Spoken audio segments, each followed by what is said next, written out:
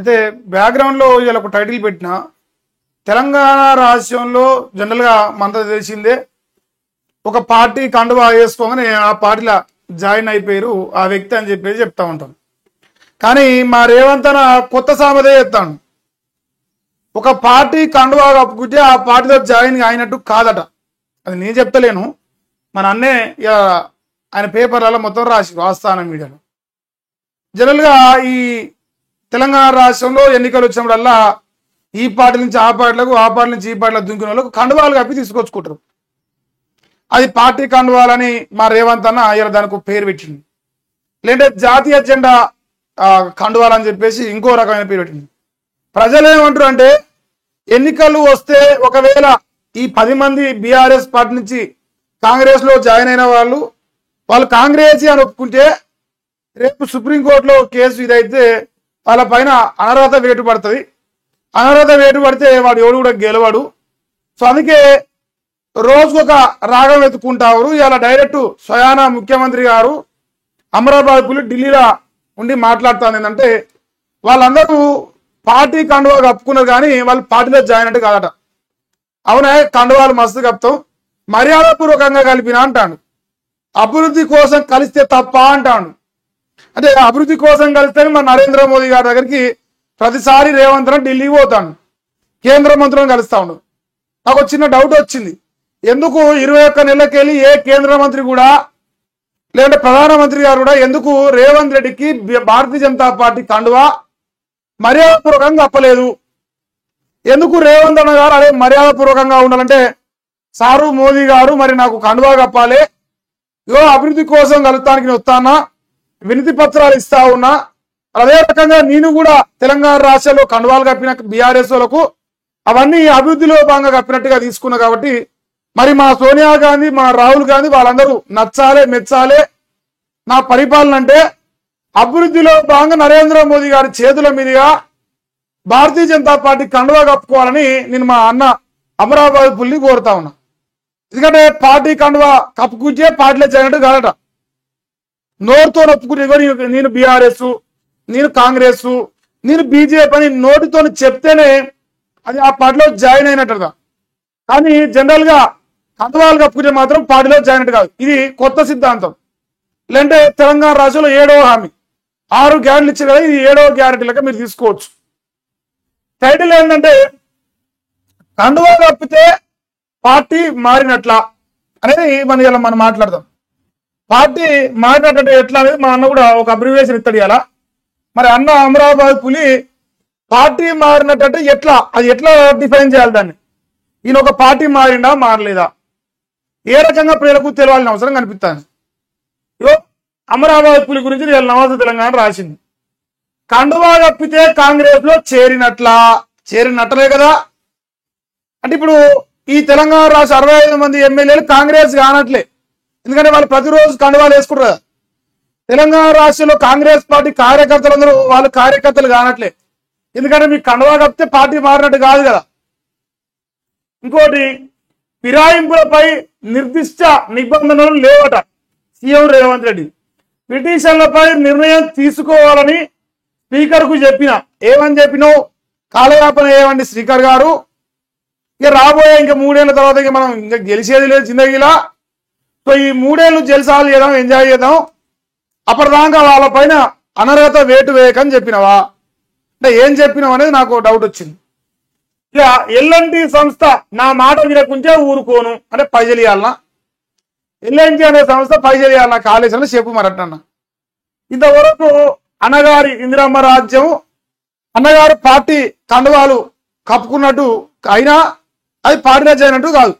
Joining అంటే దాని లెక్క వేరే ఉంటుంది. ఇప్పుడు ఇదే పాయింట్ ని ఇంకో ఈయన ఆస్థానం మీడియాలో భాగమైన ఆంధ్రజ్యోతి రాధాకృష్ణ ఇదే వార్తను రాశాడు. ఇంకో చూడు, ఫిరాయింపు ఎక్కడిది, అసలు ఫిరాయింపు అసలు ఉన్నదా తెలంగాణలో? ఫిరాయించడం అంటే ఏదైతుంది? ఫిరాయించడం అంటే ఇంకో పార్టీలో జాయిన్ అయితే, ఇంకో పార్టీలో పోయి దుంకితే, ఇంకో పార్టీలో పోయి ఈత కొడితే అది ఫిరాయింపు అవుతుంది.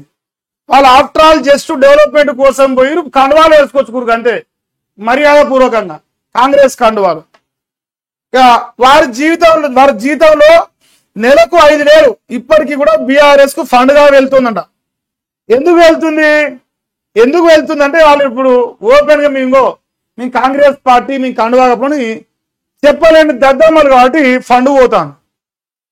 వాళ్ళు ఒకవేళ మునగాళ్ళు అయితే, వాళ్ళు ఒకవేళ దమ్మున మొగోళ్ళు అయితే మరి మేము కాంగ్రెస్ పార్టీలో జాయిన్ అయినా ఒప్పుకునే ఆలోచన చేయాలని కోరుతారు ప్రజలందరూ. ఆ దమ్ము లేనప్పుడు ఏం చేస్తారు? ఇక బీఆర్ఎస్ కు 37 మంది ఎమ్మెల్యేలు ఉన్నారని హరీష్ రావే అసెంబ్లీలో స్వయంగా ప్రకటించిందంట. ఎప్పుడు? ఎందుకంటే వాళ్ళు సిగ్గులేరు సన్నాసులు కదా. ఎవడైతే జాయిన్ అయిన దద్దమంటారు వాళ్ళు ఒప్పుకుంటలేరు కదా. ఇప్పుడు తేలాలి కదా సుప్రీంకోర్టులో తేలాలి. మన అమరాబాద్ పులి ఏం డెవలప్మెంట్ కోసం అంటే డెవలప్మెంట్ కోసం వేయడం కల్లా కాంగ్రెస్ కండువాలు కప్తాను. మరి కమ్యూనిస్ట్ వాళ్ళు కప్తాడు కాంగ్రెస్ కండువాలు. ఎంఐఎంఓలు కూడా డెవలప్మెంట్ కోసం పోతుర్రు. మరి ఎంఐఎంఓకి ఎందుకు కప్పలే డెవలప్మెంట్ కండువాలు? కాంగ్రెస్ కండువా పేరు మార్చి ఇప్పుడు దాని డెవలప్మెంట్ కండువా. ఎవరైనా కప్పుకోవచ్చు, ఎక్కడైనా కప్పుకోవచ్చు. మరి ఎంఐఎం పార్టీ అసదుద్దీన్ ఓవైసీకి, అక్బరుద్దీన్ ఓవైసీకి కప్పాలి కదా కండువాలు. ఇంకా ఎంతో మంది ఎమ్మెల్యేలు వచ్చి కలుస్తుంటారు. మర్యాదపూర్వకంగా కండువాలు కప్పుతాము అని చెప్పేసి ఇక ఈ సిగ్గుమాలిన డైలాగ్ గురించి మీరు చెప్పు. ఇంక మీరేమనుకుంటున్నది? మెట్రో 2వ దశకు ఎల్ఎన్టీ సహకరించాల్సిందే. సిబిఐ కేసులో కేసీఆర్ ను రక్షించేందుకు కిషన్ రెడ్డి ప్రయత్నం చేస్తున్నాడు. ఇప్పుడు ఇదే వార్త అందరు రాసిరు. ఒకటి చూపించిన ఒకటే అంటే ఎట్లా అంటే ఒక స్టేట్మెంట్ రాస్తాడు, ఒక స్టేట్మెంట్ రాస్తాడు, ఇంకో స్టేట్మెంట్ రాస్తాడు. ఆస్థాన మీడియా మొత్తం బానిసత్వానికి పరాకాష్ఠ అయిపోయింది. ఎవరికి నచ్చిన బానిసత్వం వాడు ప్రదర్శిస్తా ఉన్నాడు. కేసీఆర్ అంటే అరెస్ట్ చేస్తారని మీరు నమ్ముతారా? కేసీఆర్ ను జైల్లో పెట్టే దమ్ముకి రేవంత్ రెడ్డికి ఉందని మీరు నమ్ముతారా? ఇంకో దుర్మార్గం వచ్చేటంటే కిషన్ రెడ్డి కాపాడుతున్నట. ఎందుకంటే సిబిఐ ఎంక్వైరీ లేట్ అవుతా ఉంది కదా, రోజుకు సిబిఐ ఎంక్వైరీ లేట్ అవుతా ఉంది కాబట్టి కేసీఆర్ ను కిషన్ రెడ్డి కాపాడుతున్నాడు. ఇక ఇది సేమ్ టు సేమ్ పాయింట్ లా ఇంకా ఉన్నాయి, చాలా ఉన్నాయి ముచ్చట్లు. మనకు కావాలనే ఫస్ట్ చూపిస్తా, అది అవసరం లేదు కానీ. నమస్తే తెలంగాణకి ఏమైనా కొత్త పాయింట్ రాసిందా? యూరియా కొరతకు బీజేపీ బీఆర్ఎస్ కారణమట. ఈ భూమి మీద ఎవడన్నా సిగ్గు శరం ఇజ్జతి మానవం లజ్జ ఎవడన్నా ఉన్నోడు ఊరు మొత్తం రేవంత్ రెడ్డి కారణం అంటే లేదు నేను సక్కమైన బీజేపీ వాళ్ళు బీఆర్ఎస్ కాబట్టి బీఆర్ఎస్ అధికారం ఉన్నాడా? చెప్పనన్నా చెప్పురా. అంటే మా అన్నకు జర అప్పుడప్పుడు ధమాకు రివర్స్ పనిచేస్తుంది. సో మీరైనా చెప్పే ప్రయత్నం చేయండి. ఈ రాష్ట్ర ముఖ్యమంత్రి నాకు తెలిసి కేసీఆర్ కాదు అనుకుంటాను, నేను అనుకుంటాను. కానీ మా అన్న అంటే కేసీఆర్ ముఖ్యమంత్రి అంటుండు. ఇప్పుడు బీజేపీని అంటుండు. ఈ దేశంలో 29 రాష్ట్రాలు ఉన్నాయి. 29 రాష్ట్రాల్లో ఏ ఒక్క రాష్ట్రంలో కూడా యూరియా కొరత ఉన్నట్టుగా నేను వార్తలే. ఈవెన్ ఏపీలో అయినా సరే, మన పొరుగు రాష్ట్రాల్లో మహారాష్ట్ర కర్ణాటక అయినా సరే, లేదు కాంగ్రెసే పరిపాలిస్తుంది కదా కర్ణాటకను. కర్ణాటక యూరియా ప్రాబ్లం చూడలే వీడియోలు మనం. కానీ తెలంగాణలో యూరియా సమస్య ఉందని దేశం మొత్తం చూసింది. మరి ఎవరు సన్నాసి అన్నట్టు, ఎవరు చేతగాని పరిపాలన చేస్తున్నట్టు మీరు చెప్పురి. ఇంత దుర్మార్గంగా పట్టపగటీలు బీఆర్ఎస్ బీజేపీ కారణం అంటే చేతగాక ఆడలేక పాత గజలంటూ తెలంగాణ రాష్ట్రంలో 21 నెలలుగా యూరియా ఇవ్వకుండా, కరెంట్ ఇవ్వకుండా, నీళ్ళు ఇవ్వకుండా, రైతు బంధు ఇవ్వకుండా, రైతులను అరిగోస పెట్టి రాపి రంపాన పెడుతూ దుర్మార్గంగా బీఆర్ఎస్ బీజేపీ కారణం యూరియా కొరతగా అంటాను. ఇదే దుర్మార్గులు చెప్పారు తెలంగాణలో అసలు యూరియా కొరతలే లేదు అని. యూరియా కొరత లేదు, యూరియా బ్రహ్మాండంగా దొరుకుతుంది అని ఈ సందర్భంలో రాసిన పేపర్లను నేనే చదివిన. ఇప్పుడు యూరియా కొరత గురించి ఎందుకు మాట్లాడుతారు అంటే, నాకు చేసి ఒక 2-3 రోజులు అవుతుందా 2 లక్షల టన్నుల యూరియా కేంద్ర ప్రభుత్వం సప్లై అయిపోతా ఉందని వీలే రాసిండు.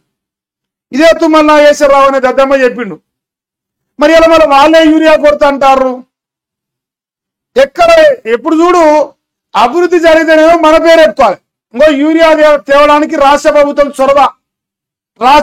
చొరవ ఫలించింది అని ఇంత దుర్మార్గంగా రాస్తా ఉంటారు. ఇలా యూరియా కొరత పైన రాష్ట్రం మొత్తం గగ్గోలు పెడతా ఉంటే, స్థానిక ఎన్నికల దగ్గర పడి రేపు ఓట్లు ఎడగాలని పరిస్థితి వస్తా ఉంటే, ఈరోజు ఈ బీఆర్ఎస్ ను బీజేపీను బడగాసి మీద ఎత్తాను. మనం సన్నాసులు అని చెప్పలేక, మనం దద్దమ్మలను ఒప్పుకోలేక, అంతకంటే ఎక్కువ ఏం లేదని నేను అనుకుంటాను. ఇంకో ఢిల్లీలో మీడియాతో చిట్చాట్లో సీఎం రేవంత్ రెడ్డి షబ్బాస్. ఇది ఇంతవరకు ముచ్చట. ఇప్పుడు అసలు సిసలైన మన వివేక్ వెంకటస్వామి వెలుగు ఇదేంది, అన్నగారు పార్టీ మారిరా మారలేదా, ఎవడు ఏం చేసిండు ఎవడు ఏం పొడిచిండు దాని మీద మాట్లాడిండు. అన్ని పార్టీ కండువాలు కావట, దేవుని కండువాలట, అభివృద్ధిలో భాగంగా ఎవరికైనా కప్తులట. సో ఆ అంశం పక్కన పెడితే ఇక అదే వార్త అదే చిట్చాటు, మళ్ళీ వేరే ముచ్చట ఏం కాదు. 4 ముచ్చట్లు వాడు రాసి 4 ముచ్చట్లు వీడు రాస్తాడు. ఇంకా చూసుకోరు.